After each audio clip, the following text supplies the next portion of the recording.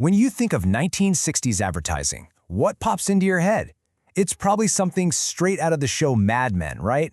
Sharp suits, rooms thick with cigarette smoke, and those infamous 3-martini lunches. But behind that incredibly stylish facade was a totally different reality, especially for the women who were actually there, writing the ads that defined the entire era. So what was it really like? I mean, think about it. The show paints this picture of glamour and creative genius, but it definitely hints at the rampant sexism and the really complex social rules of the time. But how much of that was real and how much was just, good television? Was it really all about clever campaigns and endless office parties? Well, lucky for us, we have an inside source. Jane Maas was a real-life copywriter and creative director on Madison Avenue during its absolute heyday. She worked at the legendary agency Ogilvy and Mather. Her memoir, Mad Women, pulls back the curtain on the whole industry. And let me tell you, it's a story that's both hilarious and absolutely heartbreaking. This quote from Maas is really the key to understanding the entire era. She argues that the ads of the 60s weren't just creating some fantasy world. They were a direct reflection of society's values, its prejudices, and its power structures. And as we're about to see, that reflection wasn't always pretty. So, let's start with the office culture itself. This is where the fiction of all that glamour meets the gritty reality of what it actually took to get ahead.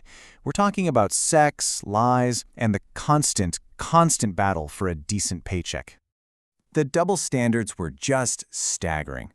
Affairs were everywhere. But for men, a relationship at the office was basically socially acceptable, almost a perk of the job. It rarely hurt their careers. For women, though, it meant harsh judgment. Many felt they had to get into relationships with their bosses just to get a promotion or a raise. It was a dangerous game with two completely different sets of rules. This quote just perfectly captures the impossible position women were in. With no formal HR departments and basically no concept of sexual harassment, a boss's advance wasn't just an awkward moment. It was a career-defining crossroads. It just shows the raw power imbalance that defined the entire workplace. And what was that career worth in dollars and cents? Let this number just sink in for a second. In an era when their male colleagues were making significantly more, a lot of female copywriters were taking home an average of just $42.50 a week. For all the creativity and the long hours, this is what their work was valued at. This was the blunt advice from Shirley Polikoff, an advertising legend who created one of the most famous slogans of all time. Clairol's, "Does she or doesn't she?" She knew firsthand how the industry undervalued its female talent, and her advice wasn't just cynical, it was a survival strategy. It was born from a battle on two fronts, the fight for basic respect and the fight for fair compensation. So, if navigating the office was a minefield, what happened when women tried to build a life outside of it? Well, for working mothers, the challenges were even greater in a world that fundamentally believed their place was in the home. Today, the term working mother is completely normal, but back in the 1960s, it was practically an oxymoron. Society viewed women who worked full-time while raising young kids with suspicion and judgment. It was really only considered acceptable if you were in dire financial straits. To do it for ambition or personal fulfillment, that was seen as a betrayal of your family. And the hurdles were immense. Getting pregnant often meant getting fired, since there was no such thing as formal maternity leave. If your child got sick, you couldn't admit it. You had to pretend you had the flu to avoid being seen as an unreliable employee.